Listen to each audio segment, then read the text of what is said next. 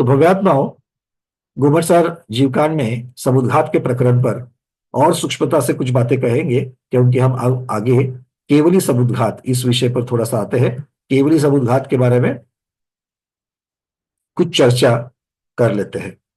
अब केवली समुद्घात के बारे में हमने गुणस्थान प्ररूपना में भी बहुत सारी चीजें कही थी कि केवली भगवान, क्योंकि इसके बारे में अलग अलग आचार्यों के अलग अलग कथन हमें आगम में मिलते हैं। कोई कहता है कि 13वें गुणस्थान में पहुंचने वाले सभी केवली भगवान समुद्घात करते ही करते हैं। कोई कहता है कि 20 वर्ष के पश्चात इतने इतने मुनि करते ही करते हैं, केवली करते ही करते हैं। कोई कहता है अगर जरूरत है तो ही समुद्घात होता है। मतलब इन सब चीजों को हमने गुणस्थान प्ररूपना में देखा है। आज हम उसकी सिर्फ रिवीजन यहां पर करने जा रहे हैं। यहां पर हम क्या कर रहे हैं? रिवीजन को सिर्फ कर लेते हैं। चलिए, और फिर उस रिवीजन के पश्चात चित्रों के द्वारा भी हम इसको समझ सकते हैं। जरा गुणस्थान प्ररूपना वाली भी पीडीएफ को देखने में। तो केवली समुद्घात के बारे में क्या बात कही? केवली समुद्घात सबसे पहले देखते हैं कि कहते किसको है। जब केवली भगवान की आयु अंतर्मूर्त शेष रहती है तो उनके पास कितने कर्म बाकी है अभी? अंतर्मूर्त आयु शेष रहने पर भगवान की 4 आघातीय कर्म उनके पास अभी भी है। आयु, नाम, गोत्र और वेदनीय। इसमें आयु कर्म की स्थिति जितनी है और बाकी के कर्मों की स्थिति जितनी है, इनमें कम ज्यादा होना स्वाभाविक है, क्योंकि हर कोई कर्म स्वतंत्र है और उसकी स्थितियां भी स्वतंत्र स्वतंत्र है। तो अगर ऐसी मान लो परिस्थिति निर्माण होती है कि जहां पर आयु कर्म तो बचा हुआ है अंतर्मुहूर्त का, मान लीजिए 1000 समयों का, उदाहरण के लिए 1000 समयों का बना है, और ये 1000 समय जो है वो प्रति समय एक एक समय में आकर के आयु कर्म का निषेक जो है वो खिलते जाने वाला है, और 1000 समयों के पश्चात भगवान की आयु पूर्ण होने वाली है और भगवान निर्वाण को प्राप्त होने वाले, ये पक्का है। अब आयु कर्म तो 1000 समयों का बचा है, किंतु मान लो कि गोत्र कर्म जो है वो 900 समयों का बचा है। नाम कर्म जो है उसकी अलग अलग प्रकृतियां होती है नाम कर्म की। तो नाम कर्म की अगर ऐसी कोई प्रकृतियां है जो 1100 समय की है, तो कम ज्यादा हमें बाकी कर्मों की स्थिति कम ज्यादा मिल सकती है। तो आचार्य भगवान कहते हैं अगर ऐसा ऐसा ही अगर कंटिन्यू होता है तो आयु कर्म 1000 समय के पश्चात जब होगा पूर्ण, तो जो 1000 के पहले कर्म थे या 1000 के बाद में कर्म थे उनका क्या होगा? तो 1000 के बाद में जो कर्म होंगे उनका क्या होगा? अच्छा, 1000 के कम कम होंगे तो वहां पर भी तो प्रॉब्लम होगा। क्यों? अगर जो कम कर्म है 900 समयों की स्थिति पूर्ण हो गई, मतलब आयु कर्म अभी भी 100 बाकी है, और 14वें गुणस्थान के अंतिम 2 समयों में बची हुई 85 कर्म प्रकृतियां जो है वो नाश को प्राप्त होती है। अगर ये बात है तो इसका मतलब है कि 999 नंबर का समय और 1000वां नंबर का समय, मतलब अंतिम समय और एक द्विचरम समय। तो ये जो चरम और द्विचरम समय जो है, ये 2 समयों में ही कर्म की निर्जरा होनी है। तो फिर 900 समय के बाद में 100 समय पहले ही जो कर्म पूरा हो जाएगा उसका क्या हो जाएगा? या फिर जो 1100 समय है उससे जो बचे हुए 100 समय है उनका क्या होगा? मेरा सिर्फ यहां पर जो कथन है वो मुख्यतः से अनइवन स्थिति जो होती है, मतलब आयु कर्म को छोड़ करके जो स्थिति अलग होती है उसकी अपेक्षा से लगा रहा। मैं कम कह रहा हूं, ज्यादा कह रहा हूं, या फिर 1000 ही क्यों कहा, 900 ही क्यों कहा, इन चीजों की तरफ उदाहरण की अपेक्षा से उसको छोड़ दो। नहीं तो मुझे व्हाट्सएप पर मैसेज आना चालू होता है, भाई आपने ऐसा ऐसा पढ़ा है कि ये ऐसा नहीं होता। अरे भाई ठीक है, सब मान्य है, उदाहरण समझने के लिए मुझे बताना है, ठीक है? तो खैर, तो अगर ऐसी अगर परिस्थिति अगर उद्भव हो जाए तो आचार्य कहते हैं तो बाकी कर्मों की स्थिति आयु कर्म के इतनी प्रमाण करने के लिए, मतलब किसको चेंज किया जाएगा? आयु कर्म को छोड़ करके बाकी 3 कर्मों को करेक्शन किया जाएगा, सुधारा जाएगा। किसकी अपेक्षा से? आयु कर्म की अपेक्षा से इसके उल्टा नहीं होगा, मतलब आयु कर्म को बढ़ाया या कम किया नहीं जाएगा, वो होता ही नहीं। ठीक है, तो किसको कम ज्यादा कर सकते हैं? बाकी कर्म जो है उनको कम ज्यादा कर सकते हैं। ठीक है, तो अब आचार्य भगवान कह रहे हैं, तब उनकी स्थिति आयु कर्म की स्थिति के बराबर करने के लिए आत्म प्रदेशों का शरीर से बाहर निकलना होता है। कारण क्या है? तीन आघातीय कर्मों की स्थिति आयु कर्म के प्रमाण करनी है। तो ये कारण बना, इसलिए कार्य क्या हुआ? केवली भगवान के शरीर से आत्म प्रदेश बाहर निकले। अब ये जब निकलते हैं तो ये चार स्थितियों में निकलते हैं। चार स्थिति कहने से अच्छा है कि इसके चार पर्याय बनती है। ठीक है, चार पर्याय बनती है। पहली पर्याय को कहते हैं दंड स्थिति, दूसरे को कहते हैं कपाट स्थिति, तीसरे को कहते हैं प्रतर स्थिति, और चौथे को कहते हैं लोकपूर्ण स्थिति। लोकपूर्ण के पश्चात फिर से प्रतर स्थिति, कपाट स्थिति, दंड स्थिति, और दंड के बाद शरीर फिर से मूल शरीर में पहुंच जाते हैं। ऐसे फैलने के लिए चार और सिकुड़ने के लिए चार, ऐसे 8 समय मात्र में केवली समुद्घात पूरा हो जाता है। 8 समय मात्र में केवली भगवान का समुद्घात पूर्ण होता है। बाकी समुद्घात, जो 7 समुद्घात में से बाकी जो 6 समुद्घात की चर्चा चली थी, उनका समय अंतर मुहूर्त है। उन कारणों से निकले हुए आत्म प्रदेश शरीर के बाहर अंतर मुहूर्त तक रह सकते हैं। किसी का कम, किसी का ज्यादा बढ़ाए तो अंतर मुहूर्त, किंतु केवली समुद्घात सिर्फ और सिर्फ 8 समयों में होता है। फर्क समझ में आ गया? हाँ, विस्तार के लिए 4 समय, संकोच के लिए 4 समय, हम आपको चित्र के द्वारा समझाएंगे। अभी इसको इतना समझ लेना। ठीक है, अब यहां पर प्रश्न होता है कि भाई आत्मा के प्रदेश बाहर निकालने मात्र से ये कर्म की स्थिति घटकर कैसे सकती है, या कर्म की स्थिति में कैसे बदलाव हो सकता है? तो आचार्य भगवान एक दृष्टांत यहां पर देते हैं। वो कहते हैं कि अगर आपने धोती धो ली और वो गीली है, तो गीली धोती को जो हम लोग निचोड़ते हैं, अगर उस निचोड़ को ऐसा ही रख देवे तो सूखने में जितना समय लगता है, और उस निचोड़ को खोल करके उसको अगर हम लोग डोरी के ऊपर, रस्सी के ऊपर अगर फैला करके अगर डाल देवे, तो सूखने के समय में बदलाव आता है। आता है कि नहीं आता है? आता है। तो क्या बदलाव आता है? अगर हम लोग धोती गीली जो है उसको अगर फैला करके डाल देंगे तो वो जल्दी सूख जाती है। इसी प्रकार से आचार्य भगवान कह रहे हैं कि यहां पर आत्म प्रदेश फैलाने से कर्म जो है वो कम स्थिति वाला हो जाता है। बिना फैलाए उनकी स्थिति घटती नहीं। तो ये सारा प्रकरण जो है, उदाहरण में हमने कम ज्यादा का कहा होगा, वह ज्यादा से ज्यादा आचार्य के कथन, जो कर्म की स्थिति ज्यादा है उसको घटा करके आयु कर्म के जैसी करना, ये मुख्यतः से यहां पर प्रधान कथन है। क्लियर है? तो अन्य स्थितियों की कर्मों की स्थिति अगर ज्यादा है तो उसको घटाने के लिए इस प्रकार की चीजें की जाती है। अब यति वृषभ आचार्य महाराज जो है, यति वृषभ आचार्य महाराज वो क्या कह रहे हैं? वो कह रहे हैं कि 12वें गुणस्थान के अंत में, जहां पर घाती कर्म का नाश हो गया, घाती कर्म का नाश कहा हुआ? 12वें गुणस्थान के अंतिम समय में हुआ, और फिर जीव 13वें गुणस्थान में पहुंचकर केवली अवस्था को प्राप्त करते हैं। तो 12वें गुणस्थान में 4 घाती कर्म जो अंत में खत्म हो जाते हैं, तो बचते हैं 4 आघाती कर्म, और वो जो 4 आघाती कर्म है उनकी स्थिति असमान होती है। तो 12वें गुणस्थान के अंत में ही 4 घाती कर्म जब समाप्त होते हैं, तो बचे हुए 4 घाती कर्म हैं उनकी स्थिति असमान होती है, और वो असमान स्थिति होने की वजह से उसको समान करने हेतु सभी केवली भगवान समुद्घात करते हैं।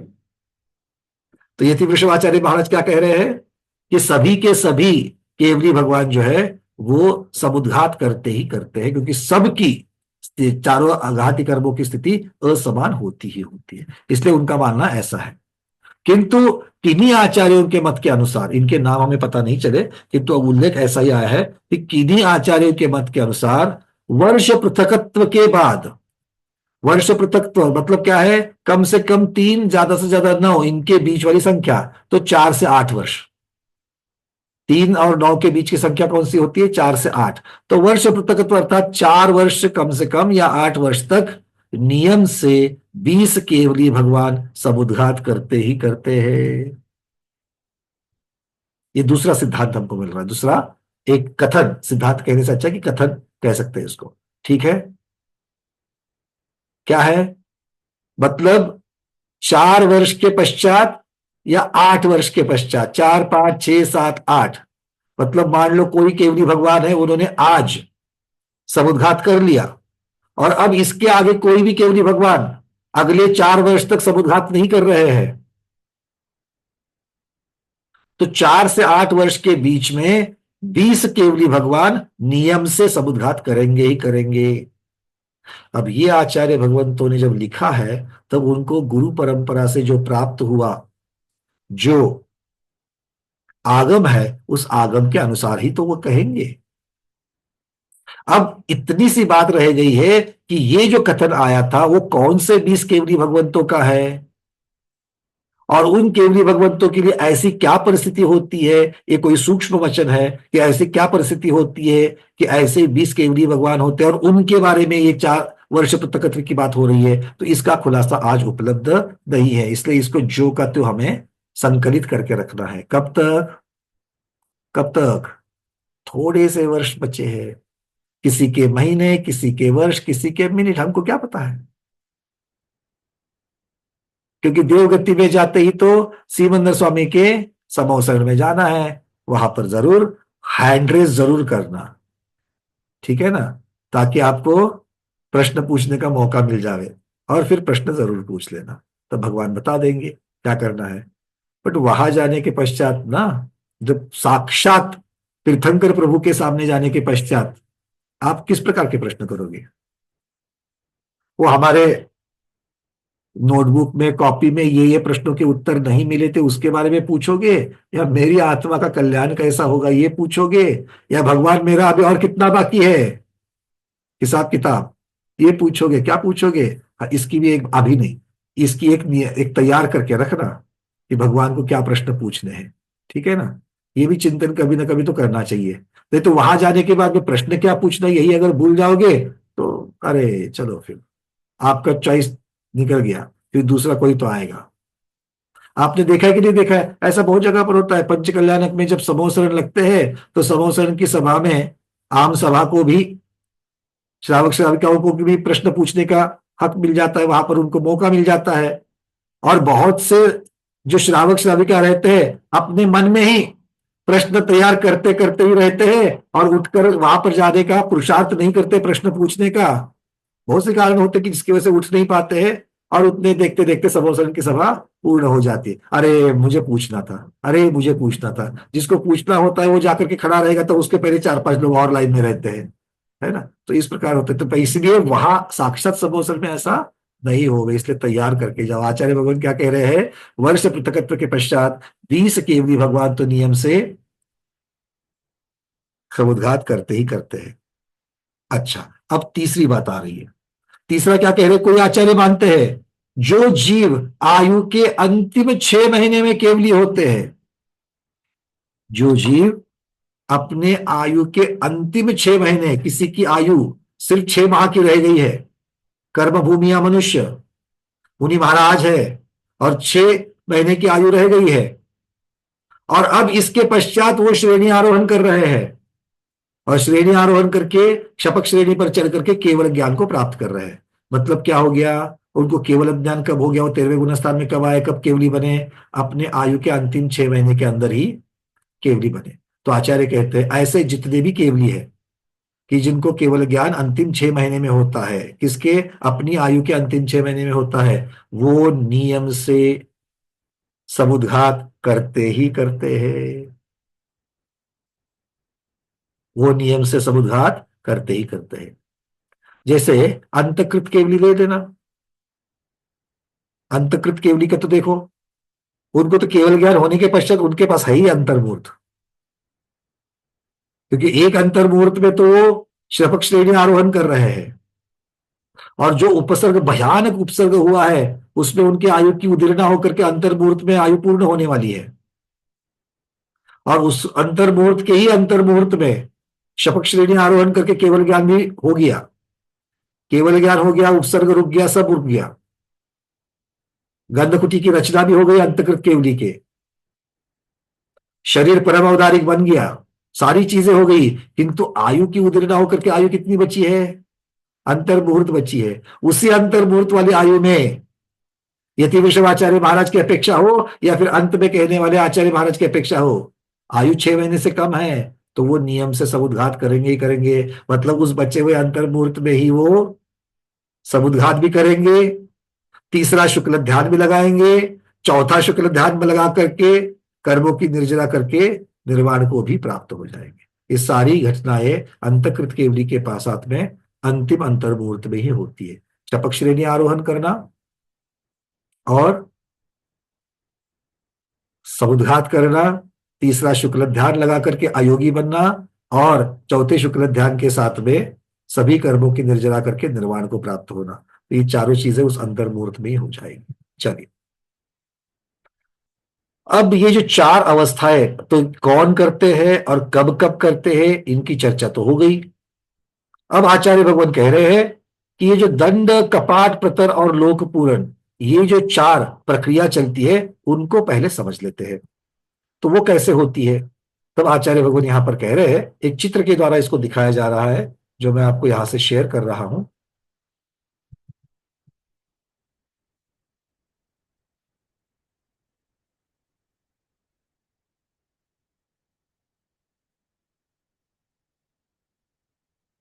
जहां ये पहले भी मैंने एक्सप्लेन किया था आपको 13वें गुणस्थान की चर्चा के अंतर्गत, और आज वापस फिर से कर रहा हूं, रिवीजन हो जाएगी, ध्यान से देख लेना। मैं जहां जहां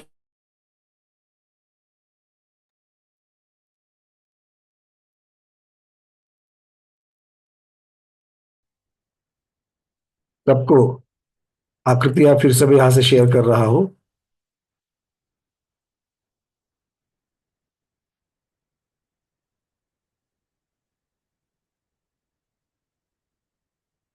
थोड़ा सा नेटवर्क स्लो होने की वजह से आपको वीडियो थोड़ा सा देर से प्राप्त होगा, कोई बात नहीं है। दिख रहा है आपको और आवाज भी आ रही है? आ रही है।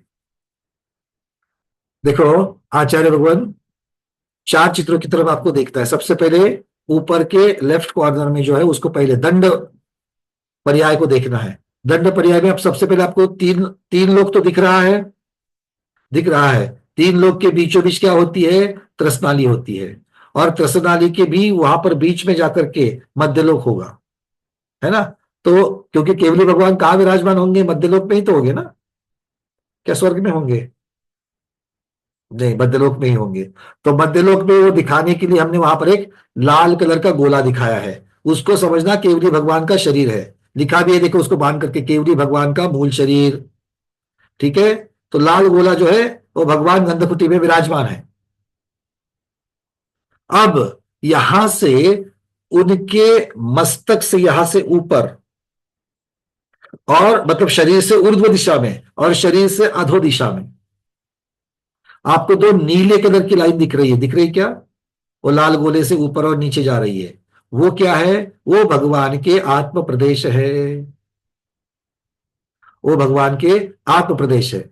तो क्या कह रहे हैं? आत्म प्रदेश दंड में, दंड इस पर्याय में, दंड परिस्थिति में भगवान के आत्म प्रदेश उनके शरीर से निकलकर ऊपर और नीचे कहां तक जाते हैं? वात वलय को छोड़कर, क्योंकि ऊपर और नीचे में कितनी? 14 राजू ऊंचाई है। तो 14 राजू में से कुछ कम, कुछ कम मतलब कितना? ऊपर का वात वलय और नीचे का वात वलय, उसमें वो प्रवेश नहीं करते हैं। वात वलय की जहां पर शुरुआत है वहां तक जाकर के ही रुक जाते हैं। ठीक है, तो कुछ योजन कम, 14 राजू, ऐसा कहना चाहिए। तो ये और ये कितने समय में होता है? पूरी प्रक्रिया एक समय में होती है। ठीक है, तो ये दंड सबको समझ में आ गया? दंड, चलिए, क्योंकि दंडाकार है, अब दूसरे समय में क्या होता है, तो भगवान जहां बैठे हैं उनके दाएं और बाएं साइड में वो जो आत्म प्रदेश निकले थे दंड के आकार के, अब वो फैल जाते हैं। कहां फैलते हैं? लेफ्ट और राइट पे फैलते हैं। भगवान हमेशा पूर्व या उत्तर दिशा की तरफ मुख करके रहते हैं, तो उस अपेक्षा से लगा लेना। ठीक है, तो जिस भी दिशा में है उस दिशा में लेफ्ट और राइट साइड में भगवान के आत्म प्रदेश निकलेंगे। तो ये जो आत्म प्रदेश जो निकलते हैं वो कहां तक जाएंगे? वो भी आजू बाजू में वात वलय तक ही फैलते हैं। वो भी वात वलय तक ही फैलते हैं। किंतु अब क्या हो गया, ये आत्म प्रदेशों का एक पर्दा तैयार हो गया। पूरा का पूरा प्रतर, प्रतर मतलब क्या होता है? एक पर्दा तैयार हो गया। पहले दंड के आकार का था प्रतर, और ये खुलता कैसे है? जैसे कपाट, स्लाइडिंग डोर जैसे खुलती है वैसे खुलता है, इसलिए इसको क्या कहते हैं? कपाट। कपाट का शब्द आजकल हमारे बोली भाषा में अलमारी भी हो गया है, तो अलमारी नहीं लेना। कपाट का शब्द मुख्यतः से जो है वो कपाट मतलब यहां पर स्लाइडिंग डोर के जैसे। चलिए अब तीसरे समय में आइए, दूसरा समय हो गया, तीसरे समय में आइए, उसको कहते हैं प्रतर। प्रतर में क्या होगा? अब भगवान जहां बैठे उनके आगे भी और पीछे भी वो पर्दा जो है अब पर्दा घनाकार ले लेगा, मतलब वो आगे और पीछे उस जगह पर भी फैल जाएंगे। कहां तक? वातवलय तक फैलते हैं। दिशा हमने पहले पूर्व या उत्तर कही थी, तो वातवल जहां है वहां वातवलय तक फैल जाएंगे। ठीक है, अब आपको ये जो नीचे वाले कॉर्नर में, लेफ्ट कॉर्नर में जो प्रतर दिखाया गया है उसको देखिए, पूरा का पूरा 343 घनराजू का जो लोक है, लोकाकाश है, पूरा नीला दिख रहा है, सिर्फ उसकी बॉर्डर जो है वो सफेद दिख रही है। अर्थ क्या हो गया? वही वात वलय है, उस वात वलय में भगवान के आत्म प्रदेश नहीं गए, क्योंकि हम आत्म प्रदेश अब तक कैसे दिखा रहे थे? नीले कलर से दिख रहे थे। तो भगवान के आत्म प्रदेश पूरे लोक में फैल गए हैं, किंतु वात वलय में प्रतर में नहीं फैले हैं, बस प्रतर में उसको छोड़ दिया है। अब चलिए लोक पूरण में। लोक पूरण में वही आकृति देखिए, अब वो कहीं पर भी व्हाइट बॉर्डर नहीं दिख रही है, सभी जगह पर नीला नीला दिख रहा है। इसका मतलब क्या हो गया? वात वलय नष्ट नहीं हुए हैं, तो भगवान के आत्म प्रदेश वात वलय में भी फैल गए हैं, और इसलिए कोई वहां पर सफेदी नहीं बाकी रही। ठीक है, तो अब पहुंच गए, ये कब कितने समय हो गए? पहले समय में दंडाकार, दूसरे समय में कपाटाकार, तीसरे एक समय में प्रतर में, और चौथे समय में लोकपूरण। तो फैलने के लिए कितना समय लग गया? 4 समय लग गए। अब जैसे ही लोकपूरण का एक समय पूरा होता है, तो 5वें समय में भगवान लोकपूरन से अपने आत्म प्रदेशों को सिमट कर वात वलय से अंदर लेकर के आते हैं, मतलब वात वलय से सिमट लेते हैं, और भगवान लोकपूरन से प्रतर में आ जाते हैं। 5वें समय में भगवान लोकपूरन से प्रतर में, मतलब संकुचने का पहला समय हो गया। फिर जो आगे पीछे फैले हुए थे उनको भी संकुचित हो जाते हैं। तो छठे समय में, छठवें समय में क्या होगा? भगवान प्रतर से कपाट में आ जाएंगे। छठवें समय में भगवान प्रतर से कपाट में आ जाएंगे। 7वें समय में क्या होगा? भगवान कपाट में जो आजू बाजू फैले थे उनको भी सिमट करके बस दंडाकार भगवान के आत्म प्रदेश रह जाएंगे। तो 7वें समय में भगवान कपाट से दंड में आ गए, और फिर और एक समय लगता है 8वां समय, जिसमें दंड में जो बाहर निकले हुए आत्म प्रदेश है वो भी फिर भगवान के मूल शरीर में समा जाते हैं। तो इस प्रकार के ये फैलने के लिए 4 और सिकुड़ने के लिए 4, इस प्रकार से 8 समय में केवली भगवान का समुद्घात पूर्ण होता है। ठीक है, समझ में आ रही है बातें? दंड, कपाट, प्रतर आदि चीजों के बारे में। अब एक और विशेष यहां पर जो चीज है वो भी मैं आप लोगों को बता दूं, और वो ये है कि इसमें किस किस प्रकार के योग होते हैं। हमने योग मार्गणा में इस प्रकरण को देखा है, फिर भी और एक बार इसको समझ लेते हैं। योग मार्गणा में हमने इसको देखा है। तो दंड में, क्योंकि हमें मालूम है प्रतर और लोकपूरण, जो प्रतर और लोकपूरण जो है उसमें मुख्यतः से कौन सा योग रहता है? कौन सा योग रहता है? कोई शुभ योग, अशुभ योग, योगा योग, ये सब मत बोलना। योग कौन से है? मन वचन काय के योग की अपेक्षा से चर्चा चल रही है, तो वहां पर कार्बन का योग रहता है। बहुत बढ़िया। तो प्रतर और लोक पूरण में कार्बन का योग रहता है। तो सबसे पहले दंड में क्या रहता है और कपाट में क्या रहता है? तो आचार्य भगवान कहते हैं कि दंड में भगवान का औदारिक का योग रहता है और कपाट में औदारिक मिश्र का योग रहता है। ठीक है, चलिए। तो केवली समुद्घात की हमने रचना भी समझ ली। केवली समुद्घात 8 समय में पूर्ण होता है। दशों दिशाओं में भगवान के आत्म प्रदेश फैलते हैं। ये सिर्फ और सिर्फ मनुष्य गति में ही होता है और सिर्फ 13वें गुणस्थान में ही होता है। ठीक है, इसमें काय योग की अपेक्षा से ही वर्णन होता है, मनोयोग और वचन योग की अपेक्षा से वर्णन इसमें नहीं होता है। चलिए, किसी को केवली समुद्घात के ऊपर कोई प्रश्न? अब तो नहीं होना चाहिए, बट अगर फिर भी अगर है तो बता दीजिए।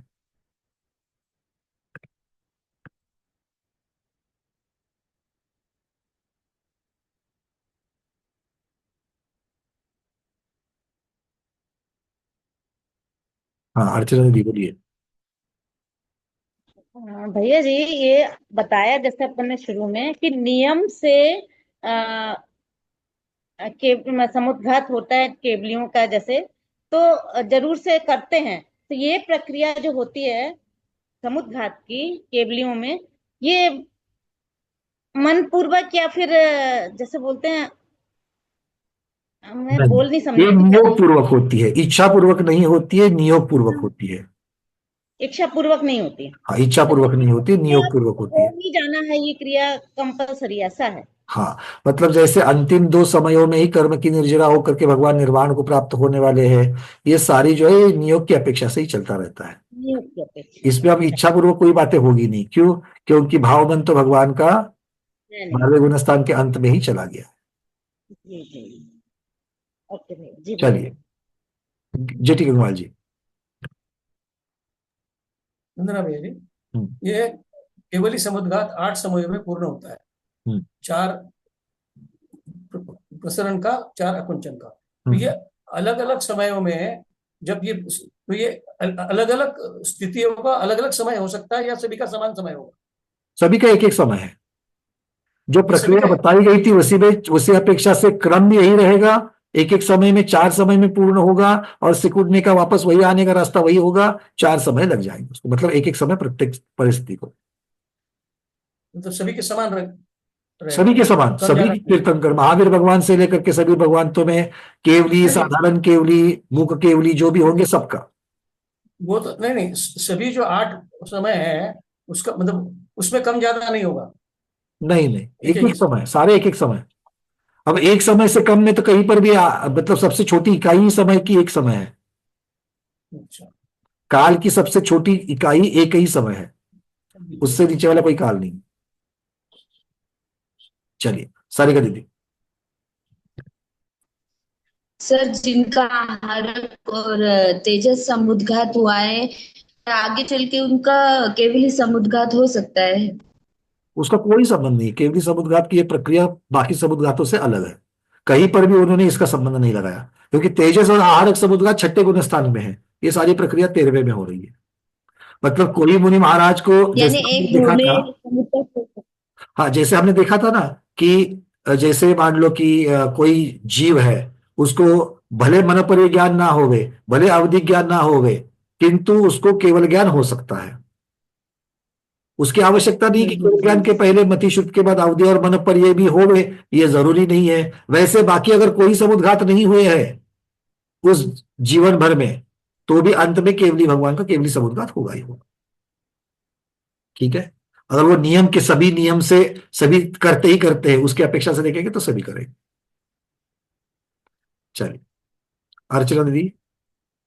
भैया ये भी जो लास्ट में बताया कार्बन का योग प्रतर और लोक पूरण में होता है, हम्म। तो इसका थोड़ा सा एक्सप्लेनेशन कि क्यों हो जाता है ये, और इसका ये इसकी कोई तार्किक तार्किक बातें नहीं है।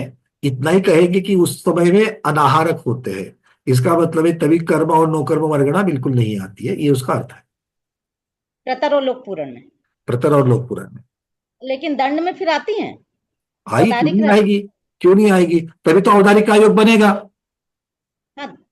औदारिक आयोग कैसे बनेगा, जब तक औदारिक नो कर्म वर्गणा नहीं आएगी, आहार वर्गणा जब तक नहीं आएगी तब योग कैसे बनेगा। और आगे भी आहार जो औदारिक मिश्र बन रही है, वहां भी औदारिक वर्गणा और कार्बन वर्गणा दोनों भी आ रही है, तो अच्छा दोनों की अच्छा। अपेक्षा से है।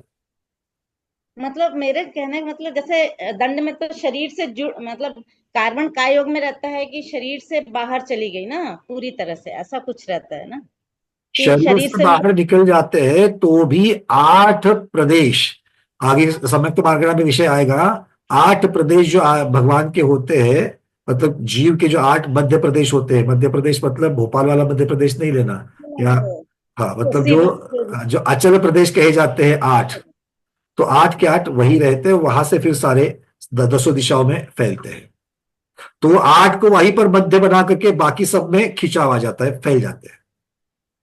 अच्छा। तो मुझे अभी भी ये नहीं समझ में आ रहा कि दंड में क्यों नहीं फिर ऐसा हुआ, प्रतर और लोक पूरण में ही कार्बन क्यों आया, दंड में क्यों औदारिक आया, उसमें भी तो क्योंकि निकल उस ही रहे समय हैं। में, उस 2 समयों में, मतलब लोक प्रतर का, प्रतर का एक, लोक पूरन का एक, और वापस लोक पूरन से प्रतर होने का, ऐसे जो 3 समय है, उन 3 समयों में ऐसी कोई भी क्रिया नहीं होती है कि जिसकी वजह से जीव नो कर्म वर्गणाओं को खींच सके। अच्छा। नो कर्म वर्गणाओं को खींचने का काम चल रहा है कि नहीं चल रहा है। चल रहा है औदारिक शरीर में। औदारिक शरीर है, किंतु औदारिक शरीर में औदारिक आहार वर्गणा को खींचने का काम चल रहा है। वो कब से चालू हुआ है। जैसे ही हमने जन्म लेना मतलब बिल्कुल जन्म सही, के बाद। पर्याप्तिया पर्याप्तिया जब शुरू हो चुकी है, वो वाले उस तभी से हुआ है। और उसी की अपेक्षा से वो जो एक रेजोनेंस है, हम इसको अगर आप आज की इंजीनियरिंग के लैंग्वेज में रेजोनेंस कहेंगे, जैसे एक क्वार्ट्ज क्रिस्टल में होता है और जिसके ऊपर आपकी ऑटोमेटिक घड़ियां चलती है, क्वार्ट्ज क्रिस्टल के ऊपर, क्योंकि उसका जो रेजोनेंस है, वो रेजोनेंस हमेशा चलता ही रहेगा, चलता ही रहेगा, चलता ही रहेगा, और वो एक कारण होता है सब चीजों को चलाने के लिए। तो वहां पर वो कारण भी वहां पर रुक जाता है, रुक जाता है मतलब आश्रव होने के लिए, नो कर्म वर्गणा के आश्रव का कारण वहां पर बंद हो जाता है, इसीलिए नो कर्म वर्गणा नहीं आती है, बस इतनी सी बात है।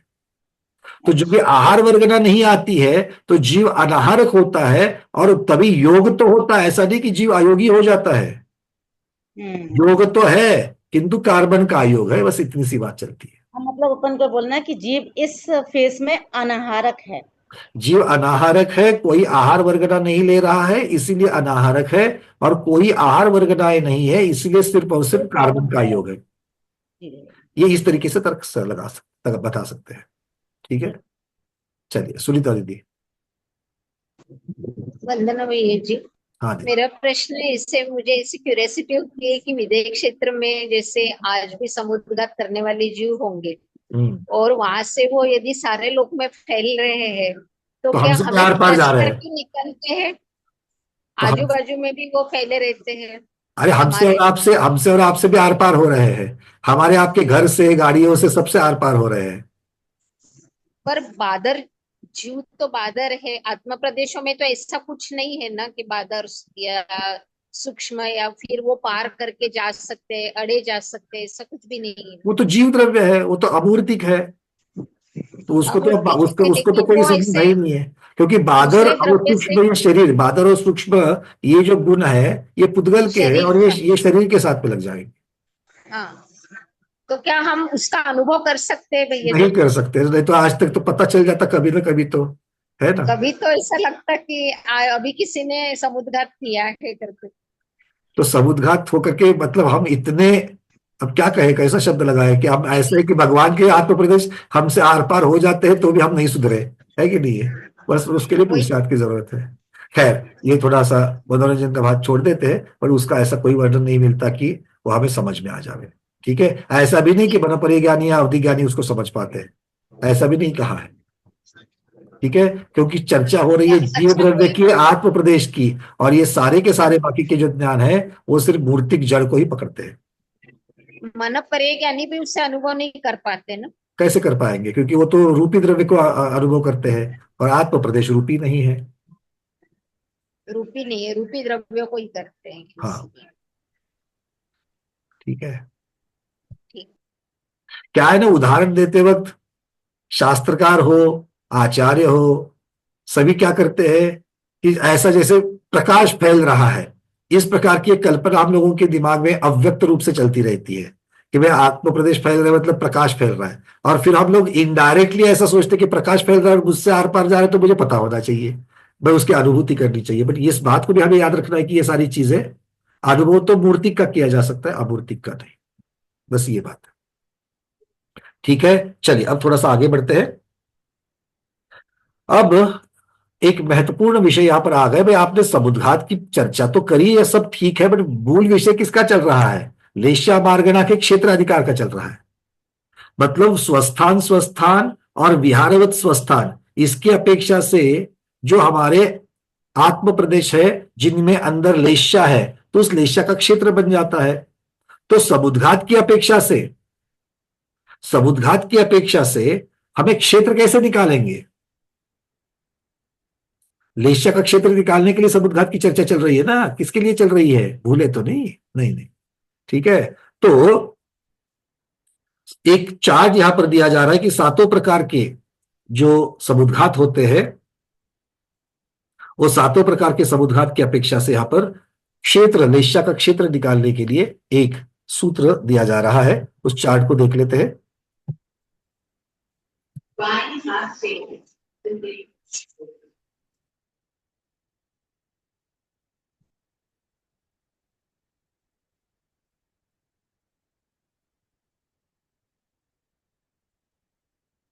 दिख रहा है?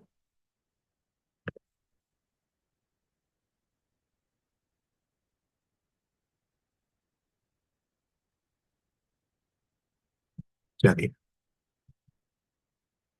तो सबसे पहले कह रहे हैं कि वेदना समुद्घात में लेश्या का क्षेत्र कितना होगा। मान लो कोई जीव किसी लेश्या के साथ में वेदना समुद्घात कर रहा है,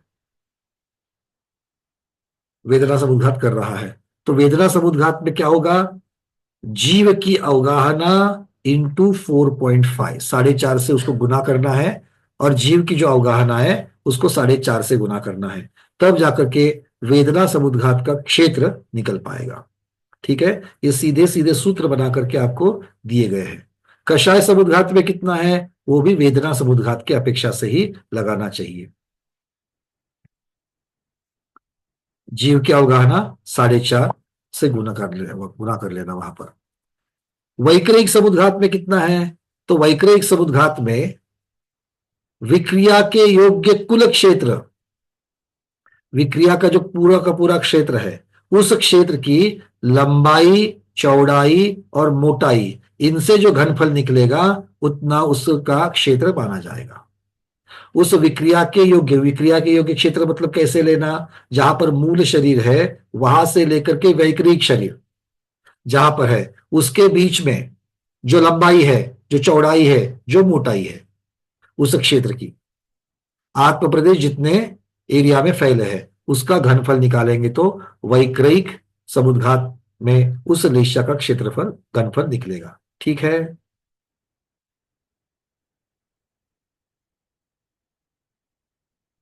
जो ऐसे बैठे हैं, ऐसे बैठे हैं, ऐसे बैठे हैं, वो कुछ ना कुछ तो हलचल कर लीजिए। ठीक है, दीपा दीदी क्लियर है? चलिए आगे। अब है मारणांतिक समुद्घात। मारणांतिक समुद्घात में क्या है कि परभव में जन्म स्थान जहां पर होगा वहां तक की क्षेत्र का लंबाई ले लेना, फिर जीव की मोटाई ले लेना और जीव की चौड़ाई ले लेना। मतलब जीव की अवगाहना प्रमाण मोटाई और चौड़ाई की अपेक्षा से लेकर के फिर लंबाई कितनी लेनी है जहां तक उसने एक क्षेत्र में गमन किया है, मरण क्षेत्र से उसके कहां तक, नए उपपाद क्षेत्र तक। ठीक है, फिर चलते हैं तेजस समुद्घात की तरफ। तेजस समुद्घात में वहां पर तो दिया ही है उन्होंने सीधे कि 12 योजन लंबा, 9 योजन चौड़ा और सुच्चंगुल के संख्यात वे भाग मोटा अर्थात इसका उत्तर आता है संख्यात घनांगुल। इसका उत्तर क्या आता है? संख्यात घनांगुल, क्योंकि योजन अंगुल से ही बनता है, योजन अंगुल से ही बनता है, और अंगुल संख्यात है। तो संख्यात अंगुल को संख्यात अंगुल से और फिर संख्यात अंगुल से गुणाकार करेंगे, क्योंकि लंबाई भी 12 योजन के अंगुल होते हैं, 9 योजन के अंगुल होते हैं, और मोटाई जो है, मोटाई भी यहां पर सूच्यंगुल का संख्यातवा भाग अर्थात वो भी अंगुल ही है। तो इस प्रकार से 3 अंगुल एक दूसरे को अगर गुणाकार करेंगे तो संख्यात घनांगुल उत्तर आएगा। फिर है आहारक। इसमें क्या क्या होता है? 1 योजन लंबा, 1 हाथ ऊंचा और 1 सूच्यंगुल का संख्यात भाग मोटा या चौड़ा, अर्थात ये भी संख्यात घनांगुल ही बन जाता है। ठीक है, 3 डायमेंशन से इसलिए घन लगाया, और अंगुलों में बात की जा सकती है इसलिए अंगुल। फिर केवली भगवान। केवली भगवान के समुद्घात का एक प्रधान कथन है कि संपूर्ण लोक के प्रमाण, संपूर्ण लोक प्रमाण, और ये मुख्यतः से शुक्ल लेशा में होगा। आहारक वो भी शुक्ल लेशा में होगा। ठीक है, तो इस प्रकार से लगा लेना। अब क्या कह रहे हैं? केवली भगवान जो है, केवली भगवान की अगर हम लोग दंड, कपाट, प्रतर और लोकपुरण इसकी अपेक्षा से अगर लगाएंगे तो जो दंड होता है वो कितने भाग में होगा?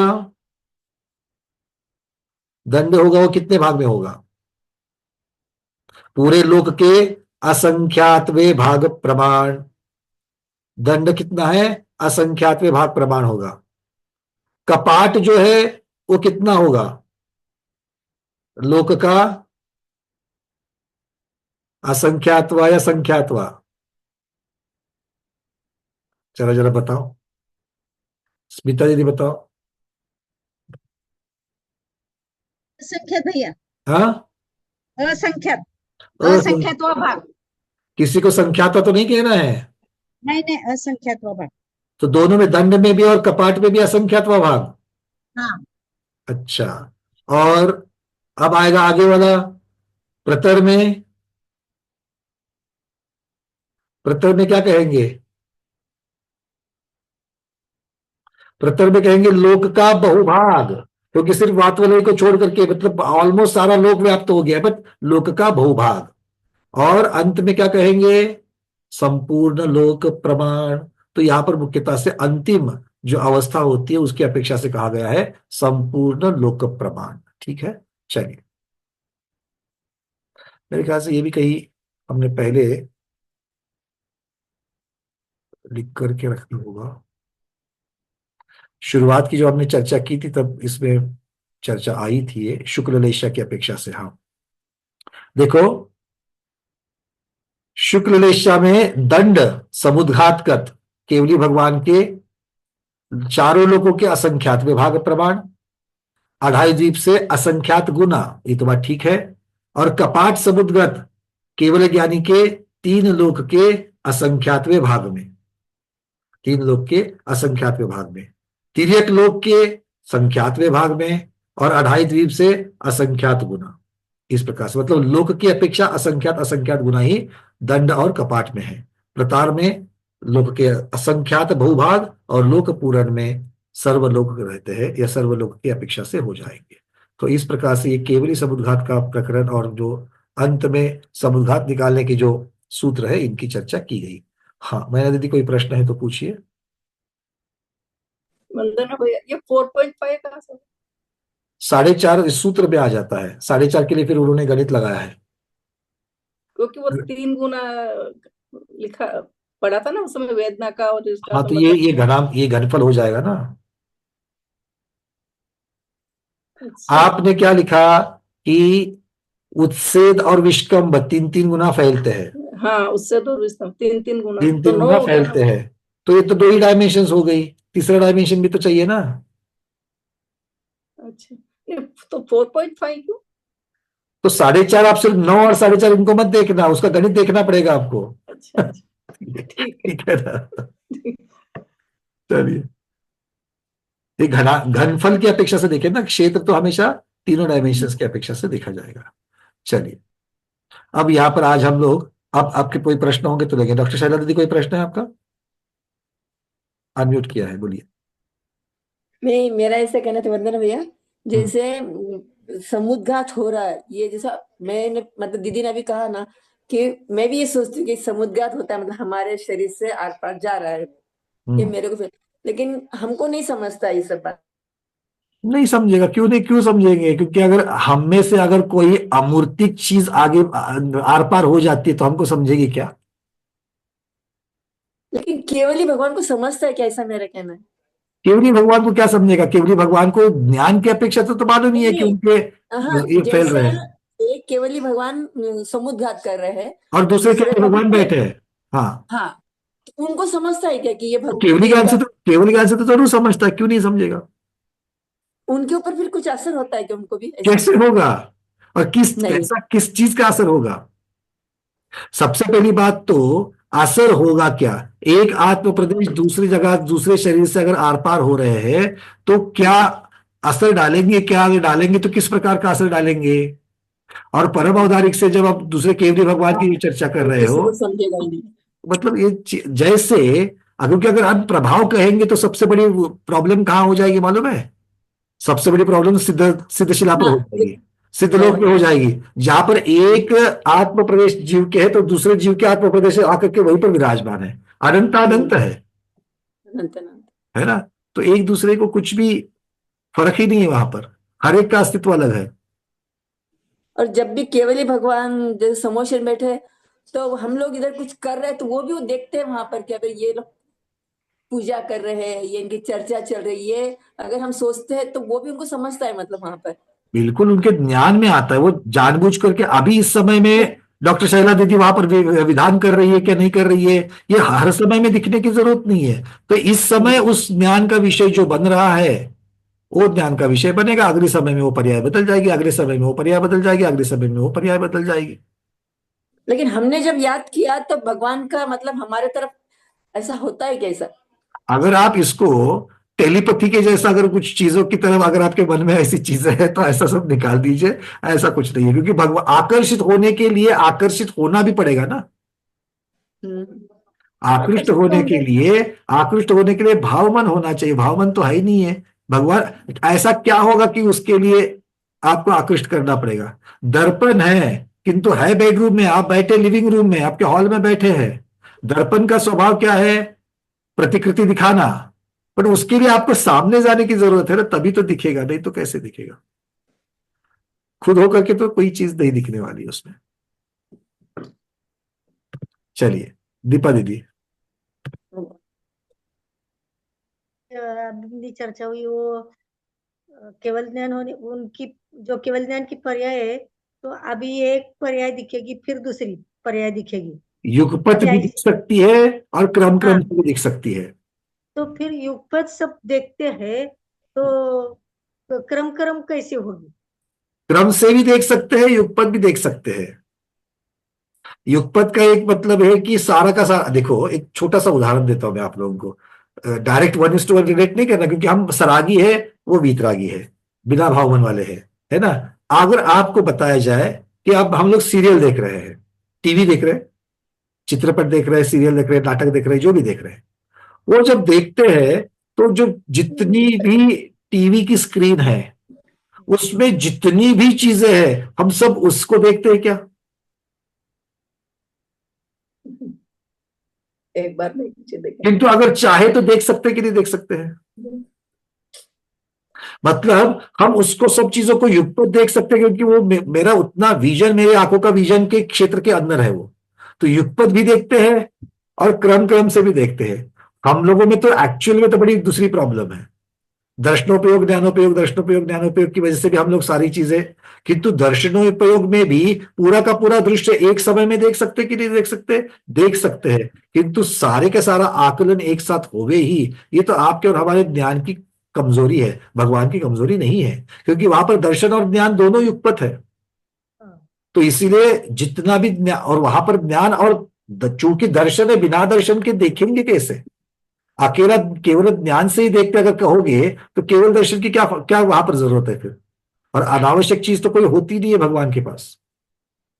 तो इसका मतलब है केवल दर्शन से देखते भी है और केवल ज्ञान से जानते भी है।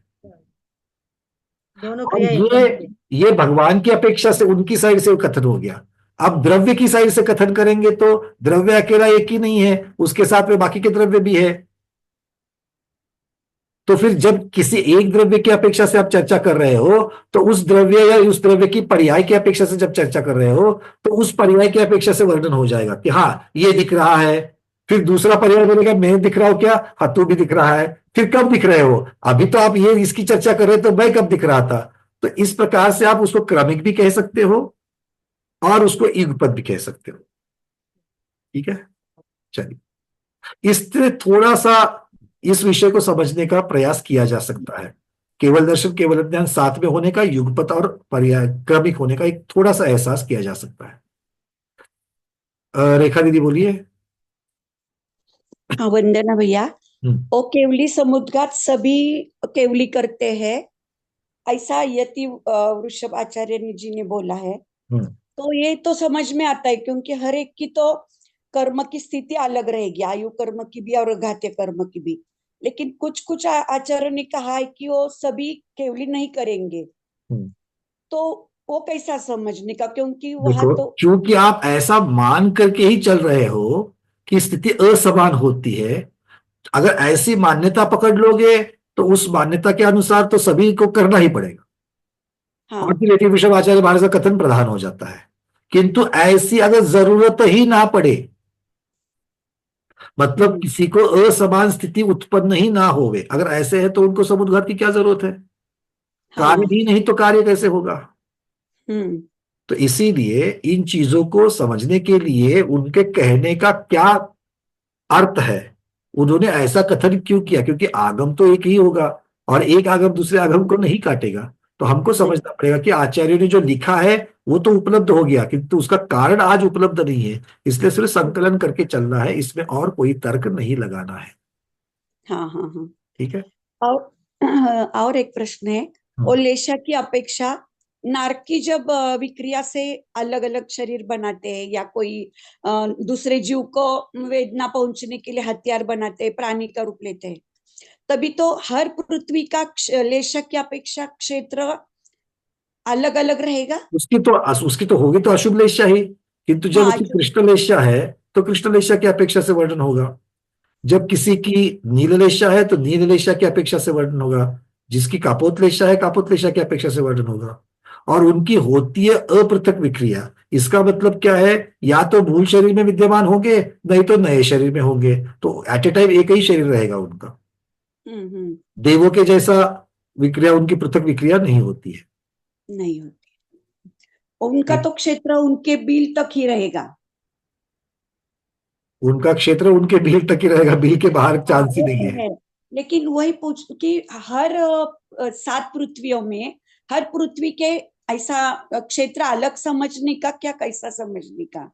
देखो, अगर आप देखोगे तो सारे उदाहरणों में अगर आप देखोगे ना, तो मनुष्य, तिर्यंश और देव, इनकी देव। अपेक्षा से सारे उदाहरण आचार्य भगवंतों ने दिए हैं। आगे हाँ। उदाहरण में आएंगे, क्षेत्र की अपेक्षा हो या स्पर्शन की अपेक्षा से हो।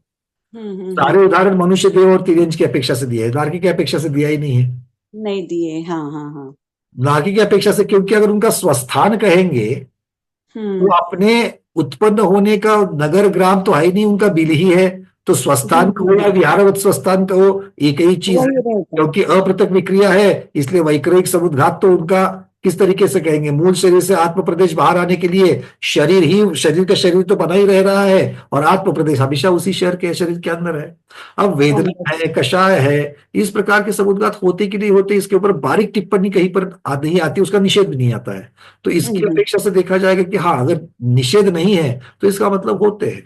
केवली समुद्घात, आहारक और तेजस, इनकी तो चर्चा ही नहीं होंगी मनुष्य गति के सिवा। नहीं तो नहीं ये हो। मतलब इस प्रकार से जब देखा जाएगा तो वेदना और कषाय समुद्घात, कषाय हम्म। समुद्घात के लिए तो बिल्कुल वहां पर क्रोध हो या फिर भय हो, इनकी अपेक्षा से तो वहां पर जरूर उनके समुद्घात होते रहेंगे। ये तो हाँ। ये तो समझा जा सकता है। हम्म। ठीक है। वंदना। हाँ। हाँ, विजय पालिया दीदी। चलिए, अंतिम एक या दो प्रश्न, बहुत समय हो चुका है, चलिए। दीदी ठीक से अनम्यूट करिए। केवलिका होने के बाद आयु कर्म के साथ बाकी कर्म आते हैं, बराबर होते हैं, तो अंतर्मुहूर्त में आयु के उनके आयु कितनी रहती है? फिर से बोलिए। समुद्घात के पश्चात। हाँ, समुद्घात के पश्चात नियम से अंतर्मुहूर्त अंतर्मुहूर्त ही है। समुद्घात के पश्चात अंतर्मुहूर्त है। यही चाहिए था। अंतर्मुहूर्त ओके। ही। क्योंकि समुद्घात होता ही आयु जब अंतर्मुहूर्त रहती है तभी होता है। इसका मतलब है कि अंतर्मुहूर्त, उसमें से 8 समय हटा दो। अर्चना दीदी, फिर दीपा दीदी। भैया जी, ये जो लास्ट में अपन ने 8 समय वाला बताया था, तो उसमें मतलब 3 समय में आहारक रहेगा, 3 समय में अनाहारक रहेगा, और 2 समय जो है वो उसमें कार्मण और औदारिक दोनों रहेगा। उसमें कर्म 8 में से गणना। 3 समय जो है, 8 में से 3 समय जो है, वो 3 समयों में अनाहारक रहेगा, कार्बन का योग। हाँ, 3 में 2 आहारक। समयों में, 2 समयों में क्या होगा देखो। दोनों अब मतलब, ये और वो गणित जो है ना, आप शांत चित्त से बैठेंगे और फिर देखेंगे कि पहले समय में औदारिक हुआ, फिर औदारिक मिश्र हुआ, ये 2 समय दूसरे यहां से निकल गए। हाँ, तीसरे में अनाहारक कार्बन, हाँ, चौथे में कार्बन, पांचवें में तीसरे कार्बन, चौथे पांचवे में कार्बन होगा, और फिर फिर छठे छठे में में औदारिक मिश्र होगा, फिर 7वें और 8वें में। 7वें और 8वें में औदारिक होगा। तो ऐसे 3 3 3 3 3 2 करके पूरा 8 समय ऐसा इस 3 प्रकार में से हो हो जाएगा। जाए। ठीक है। जी जी भैया जी, सही है ना? मैं हाँ, इसी प्रकार से होगा। दीपा दीदी बोलिए। अने अभी अभी विजया दीदी ने प्रश्न पूछा था ना, उसमें अंतर्मुहूर्त बोले तो समुद्घात होने के बाद तीसरा शुक्ल ध्यान होता है क्या? क्या उसके पहले होता है? समुद्घात के बाद में होगा। तीसरा और बाकी चौथा समुद्घात के बाद में तीसरा शुक्ल ध्यान होगा, और और उसके बाकी अंदर जो है, क्योंकि दिव्य ध्वनि का बंद होना, उसके बाद समुद्घात, समुद्घात के बाद में फिर अंतर्मूर्त विश्रांति, विश्रांति मतलब बीच में कुछ नहीं होगा। फिर अंतर्मूर्त के पश्चात तीसरा शुक्ल ध्यान होगा, जिसमें योग का निरोध हो जाएगा, और फिर अंतिम 14वें चौथा। गुणस्थान में जो लघु समय है उस पे चले जाएंगे। और वो चौथा होने के बाद पंचायशी प्रकृतियां निकल जाएगी। चौथे शुक्ल ध्यान के साथ ही, चौथा शुक्ल ध्यान खत्म नहीं होता है। चौथा शुक्ल ध्यान 14वें गुणस्थान में हो रहता है। पूरा 14वां गुणस्थान जो है चौथे शुक्ल ध्यान के साथ है, और उसी के अंतर्गत जितने समय आएंगे उसके अंतिम 2 समय में उसका फल भी दिखेगा, इस प्रकार से। ठीक है, चलिए। तो आज के स्वाध्याय में इतना ही। मुख्यतः से आज केवली समुद्घात का प्रकरण चला। तो आज के स्वाध्याय को गुरुओं के श्री चरणों में बारंबार नमोस्तु वंदा में इच्छा करते हुए यहीं पर समापन करते हैं। जैनम जयतु शासनम, जैनम जयतु शासनम, जैनम जयतु शासनम।